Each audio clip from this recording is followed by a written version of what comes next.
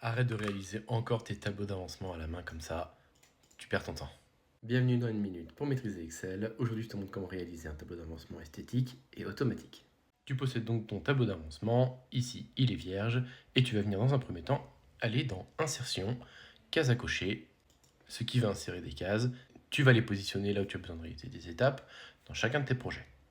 Mes cases à cocher sont mises en place. Tu viens également créer une ligne de référence ici avec des cases à cocher sur toutes les étapes de ton projet que l'on va venir masquer après. C'est très important de venir également toutes les cocher, ce qui servira à faire fonctionner correctement notre formule, car cette ligne servira de référence pour une valeur à 100%.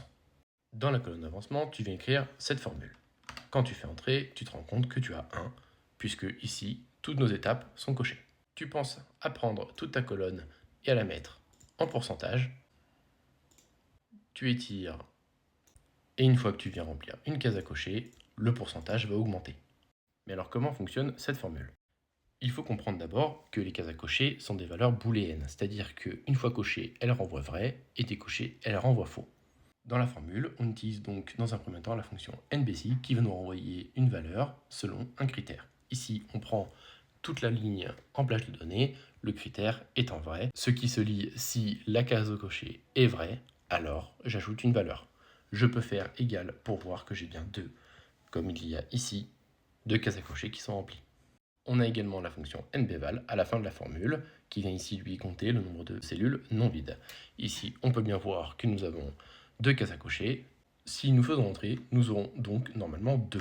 Si je viens décocher une case à cocher ici, je vois que la formule NBC me renvoie 1 puisqu'il ne renvoie que les valeurs vraies. Le but de la formule étant d'obtenir le nombre de valeurs vraies sur le nombre de valeurs totales, on réalise l'opération NBC sur NBval dans le si de la formule, ce qui nous donne ici 0,5. La formule se lit donc de la manière suivante. Si le nombre de cellules vraies dans cette page de données est supérieur à 0, c'est-à-dire que nous ne voulons pas voir de pourcentage égal à 0 puisque cela va polluer notre tableau, nous regardons donc le nombre de valeurs étant vrai sur cette page de données divisé par le nombre de valeurs que nous l'avons vu plus tôt. Comme je l'ai dit juste avant, s'il n'y a aucune valeur de vrai, alors nous avons un vide.